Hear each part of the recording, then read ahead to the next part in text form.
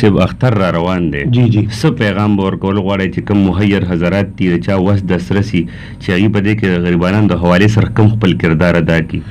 اختر چې جی څنګه د یو مالدار سړي د بچي اختر دی، د یو عام سړي د بچي اختر دی، انداسې په دې معاشره کې د یو یتیم او د مسکین هم اختر دی. نو زه دا پیغام ورکول غواړم چې بای هر سړی د خپل گاوند کې په چم کې په محله کې بلکې نن ختم کې ما دا خبره وکړه چې د یتیم متعلق په سورې ماعون کې خبره نه موږ دا وی موږ دا خبره وکړه چې بای تاسو د خپل یتیمانانو سره گاونډیانو سره ستاسو گاوند کې یتیم دی، په چم کې دی، یو غریب دی، ای سردا سلوک کوي چې هغه دا خبره مخصوص نه کی چې کاش نن زما پلار ژوند دی نه ماته ودا تصور نور راغلی. یعنی هغه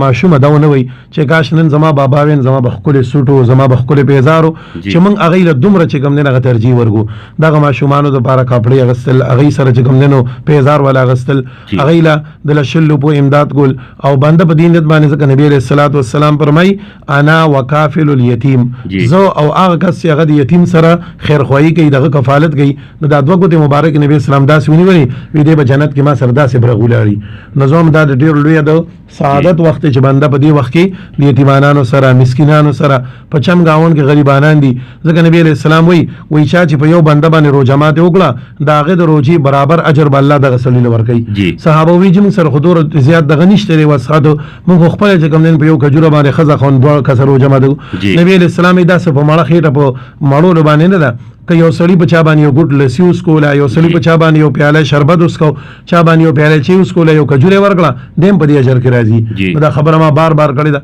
او دا مې ویلي مو مخ کې به د چا کار چې بغوا و نه غي بغاونیانو کړ یو پاو پایو لیګل بل کور کار بل سوی بل سوی لیګل په دې باندې کور تیار شو سالن به تیار شو. نبی علیہ السلام کور دغه خراله خدیجه بیبي ته بیوی وی خدیجه او پیاله او به کې سیوا کړي د غاونیانو حق په کې ادا کو.